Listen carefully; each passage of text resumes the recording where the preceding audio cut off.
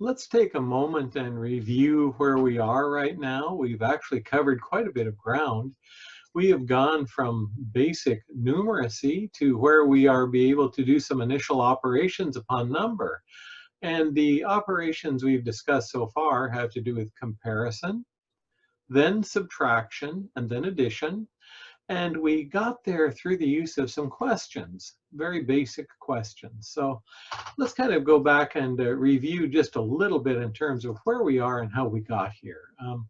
In terms of our initial operations upon number, I want to remind you of the base 10 representation system. We have spent a lot of time developing this visual recognition of what 0 through 9 ones would look like, what 0 through 9 tens would look like, what 0 through 9 hundreds would look like, and then the notion that the next unit in our place value system up would have the same shape. This way, it's possible to have meaningful representations of numbers. So since we have this representation and we have taken the time to develop numerical fluency, we can represent our numbers using either object, word, or symbol. And to use our old friend 4 here, we can represent 4 either with the objects or the symbol or my saying 4. And now it's possible to represent another number. What's lovely about this is we can do it once. Well, we can certainly do it again. I'll put 6 out there just in case we get bored with 4 and 5. We can now look at 4 and 6.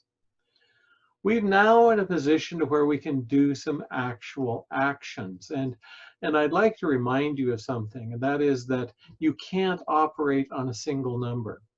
If you remember our exercise in our first week of class where we talked about degrees of freedom, you have to have at least 2 things in order for an operation to take place. You have to have one number, you have to have another number. You can't compare a number with itself, and you can't subtract and so on. You actually have to have both of these numbers in place in order for meaningful operations to be developed. So we have these 2 numbers represented now. And we asked a series of questions. And these questions began by which is more. That gave us the operation of comparison. By how much, which gives us the operation of subtraction. And finally, how many in all, which gives us the operation of addition, or smush them together, if you will. So when we look at our symbols over here, we can say, well, which is larger? That's basically a visual task. Visually, I can see that there's more bears here than there are over here. And when I go to record that, I can record that using symbolism because I know that when I see this many objects, it represents this number. When I see this many objects, it represents this number in terms of the symbols and the names that go along with it. And so because there are more over here than there are over here, then we know that this number 6 represents a larger quantity than this number 4. And we would put the greater than sign in there to make that very, very clear. When we try to figure out by how much, our follow-up question, remember we're asking, well, by how much larger? I will show that through the use of pairwise removal, which again is the common action we'd expect a young person to perform. And I'll show that by making the bears just disappear one at a time. So there we go. There's one of them gone, 2, 3, 4. There they go. And so now I can't go anymore.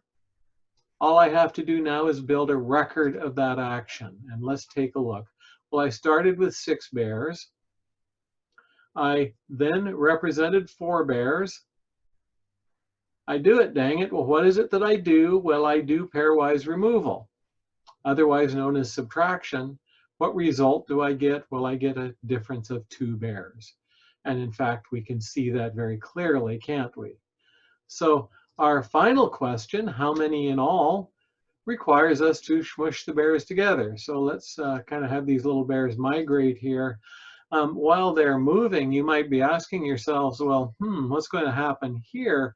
Because there's more than what subtizing and chunking can help us solve. I think we have a song for that.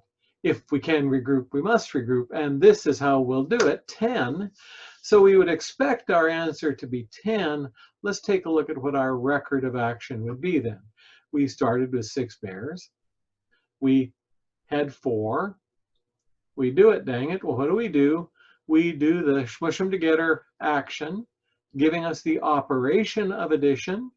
And for our result, we have 1 in the tens place, and we have nothing in the ones. Exactly what we'd expect from looking at it, and exactly what the correct answer would be if we were to look at it in terms of a flashcard instead of actually trying to make sense of it.